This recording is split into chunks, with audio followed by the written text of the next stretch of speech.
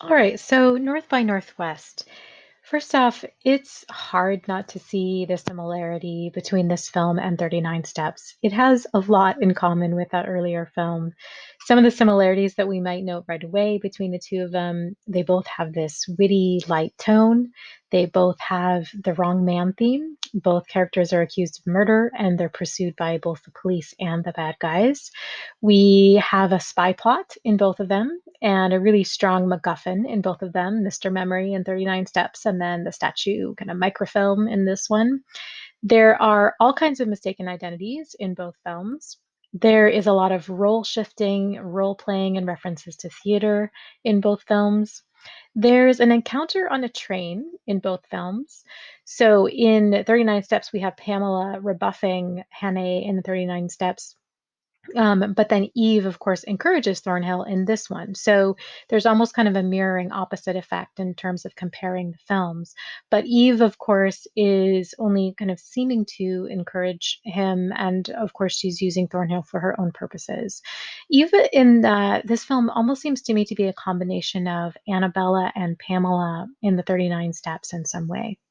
And then finally, just for kind of a minor detail, there's even a fish dinner in both films. So those are just a few of the similarities, which I think makes for a really interesting comparison. Of course, it's North by Northwest is not a direct remake, but it does seem in many ways that Hitchcock is doing very similar things that are as compared to his earlier film.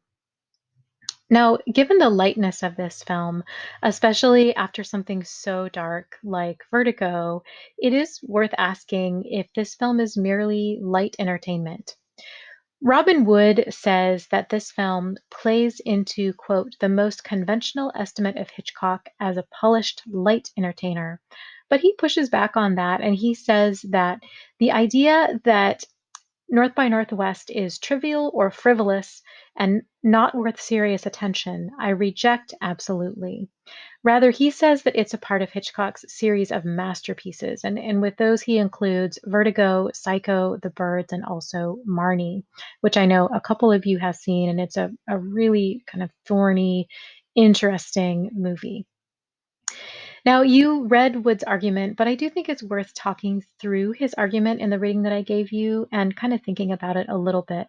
Because Wood contends that this film is actually quite a bit deeper than something like the 39 Steps, because he says in the 39 Steps, significantly, things just happen to Hannah. Hannah is just caught up in these rather random events that have really little bearing on Hannah's character. But here in North by Northwest, Wood says that the events actually have a lot to do with Thornhill's character, and that thus leads us to a great deal of thematic depth. So, first, we could say that, like Vertigo, this film has a really strong three-act structure that I think helps us to see some of the themes. And there's the significant evolution of the hero's attitude. So, in Act One, we have, as Wood describes it, we have this kind of, he kind of lightly sketches all that is relevant to Thornhill's general situation and the kind of person that he is. So, he's mistaken for Kaplan, he's wanted by spies and the police, and then the act closes with the revelation that Kaplan doesn't exist. Then in Act Two, we have Thornhill meeting Eve Kendall. And Act Two traces the abrupt shifts in his relationship with her. And as he becomes increasingly baffled and disillusioned by the ambiguity of her position and her behavior, which of course we are in that same perspective as well. We don't really know what she's up to. Then Act Three begins where Thornhill learns the truth about Eve. And this is really key, where he voluntarily accepts his role as Kaplan, who is someone who is no one, a no person, and that Thornhill's been trying to get away from and deny that he is the entire film. But here he accepts that role, this kind of nothingness role, this no person role, in order to save Eve, and then the film culminates in the cementing of their relationship. So let's just kind of walk through these three acts a little bit, especially as Robin Wood kind of helps us think about them, and specifically in terms of Thornhill's character and what happens to him and kind of how he changes. So, what do we learn in Act One about Thornhill's character that sets us up for his evolution?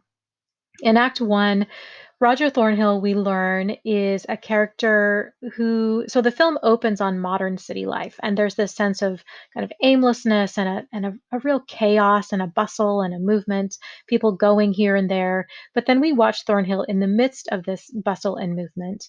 He's this kind of typical modern city guy, and he's revealed to be quite he's very at ease in his position, but he's embracing the kind of nothingness, as it were. So he's this kind of brash, fast talking, overconfident guy, but also entirely irresponsible and inconsiderate of others. And we see him, for example, cheating at least two people out of a taxi, which he really cheerfully justifies. He doesn't really care if they have anywhere to go to that's more important than him. Just what he's doing is most important. He's a part of this bustle, and he's going to hustle people. We also learn that he's a heavy drinker. We also learn that he's kind of failed relationships. He's been divorced twice. He seems to be a man who lives kind of entirely on the surface in many ways. He refuses commitment and responsibility. And he also notably happily lies for a living. He's a guy who's in advertising. So what he does is really telling people to buy things that have no kind of inherent value. So he's all about the surface, and he's really happy to be all about the surface. He's this man who relies on all the exterior trappings of modern civilization. There's business offices, the cocktail bars, the kind of rushed relationships that those are a part of.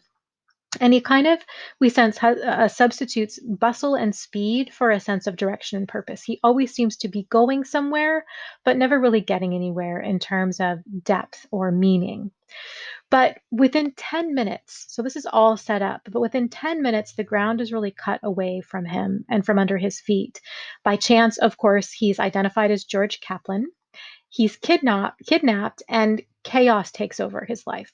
So we have the hustle and the bustle of the city where he seems to be kind of in control of the chaos, and he's ultimately thinks that he can manage everything. But real chaos takes over him, and he finds himself unable to control what is happening to him. So in this first act, we have this kind of systematic stripping away of all of this protective armor of this modern city man, all the things that Thornhill relies on for safety and his really shallow identity. He was once really comfortable in crowds, but now he's isolated. He's trapped in a taxi rather than being able to control the taxi, rather than able to use it for a business office. He can't get out of it. He is literally laughed at in an elevator. Again, something that should be kind of his natural environment, but he's laughed at by everyone. And also, the proofs of his identity are disdainfully refused, as Robin Wood puts it. Everything that he says, no, this is who I am, are just laughed off.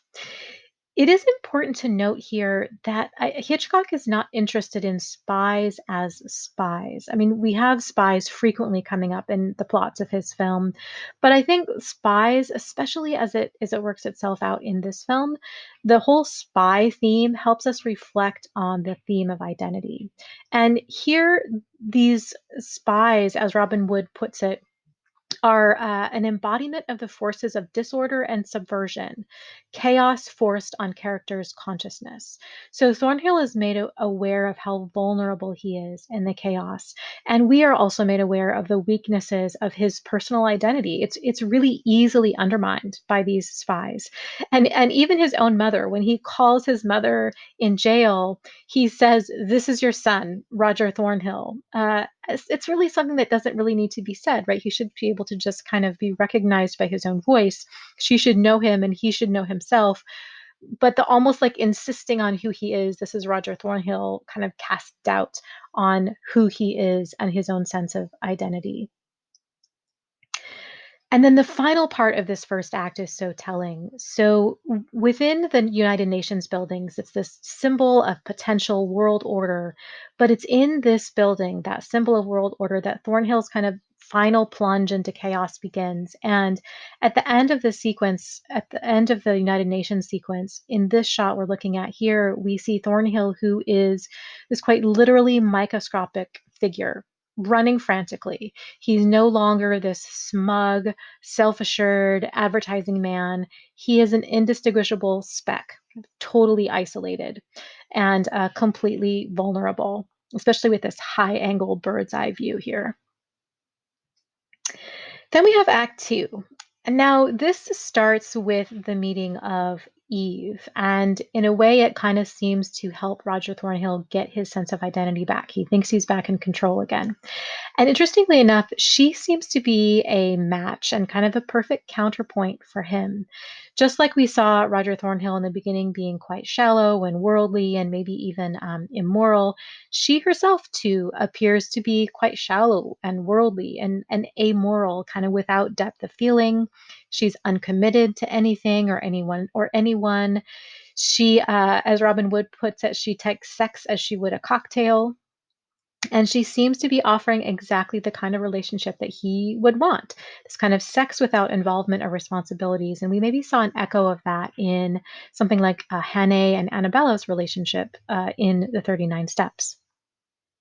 But he's, I think, teasing that out a little bit more here in really interesting ways. So that's what Eve seems to be. But then we get this kind of, I always thought it was such a strange kind of lovemaking scene. Um, but this over the shoulder shot here of Eve Kendall looking over Cary Grant's shoulder, where she is clearly thinking of something that he is not aware of. And so, after all her kind of what her seeming confidence and her seeming kind of lack of commitment and her just a blase attitude toward just having an affair with this random man on the train, it's clear here that she's not all that she makes herself out to be.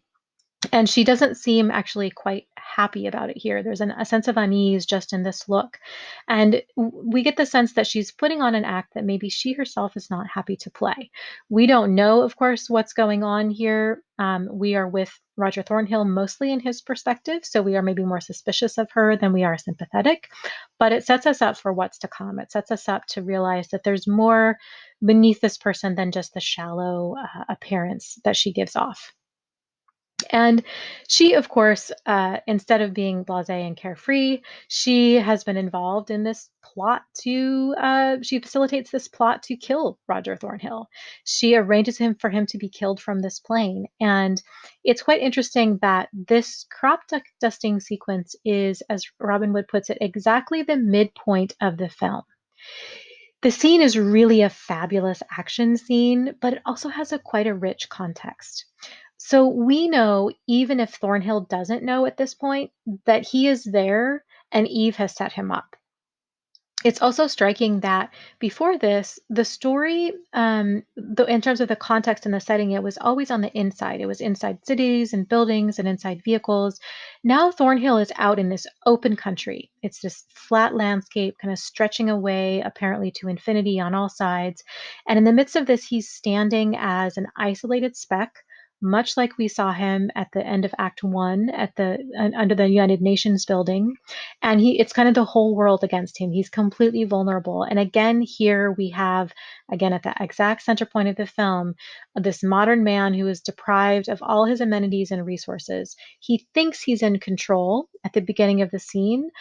He's following Eve, but he doesn't know that he's been undermined. And he really has no recourses here, no way to gain back his own confidence and his control.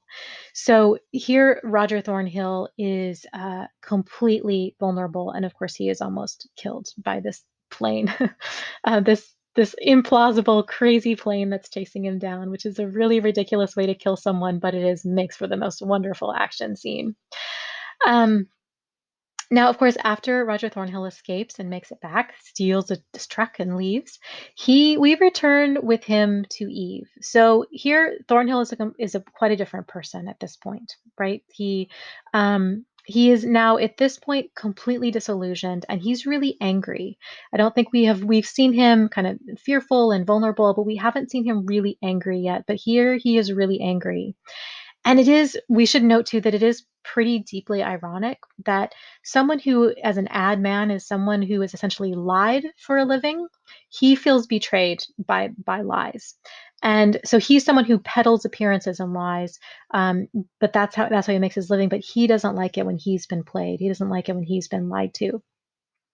But it's interesting here. Again, we don't know Eve's backstory yet at this point, but we get some hints that she's still kind of playing it off and trying to play it off, and it's a pretty blasé matter. But because of some of the looks that we get of her, we get the sense that she's genuinely relieved to see him. So even if Thornhill doesn't see the depth in her yet, we see hints of it. So it makes quite a complicated kind of perspective there. But in any case here, Thornhill is certain of his righteous justification for his anger against Eve, although we get hints that maybe there's something else going on. That Thornhill's confidence in his own anger is maybe not quite as secure as he thinks it is. Now, the second act concludes with this auction scene. And here again, we get Thornhill's view of Eve, and he is at his most bitterly disillusioned, and he really wants to hurt her. He wants to punish her for doing what he believes she did to him. But again, in this scene, we get a really interesting perspective because even if Thornhill is not acknowledging that there's something else going on beneath the surface here, we get hints that Eve is vulnerable. Again, we don't know the whole story yet, but we get some really strong hints that there is Eve is quite in a vulnerable position. Even that top left-hand corner image there, where Van Damme's hand is on Eve's neck, there's this kind of it's this mixture of a caress and a threat, and it really exposes just her bare neck there. Seems so vulnerable. It's almost like this image of the precariousness of her position and Van Damme's control and hold over her. Interestingly, too, Thornhill makes this accusation to her that she has no feelings to hurt, but she is in tears by the end of the scene. And I think we feel that those are genuine, even if Thornhill himself doesn't see it yet. So, again, it's quite interesting to think about Thornhill as a character here. He's confident in his righteousness and his anger, but we are getting hints that maybe he is maybe not so justified in that anger for reasons that we don't know yet, of course.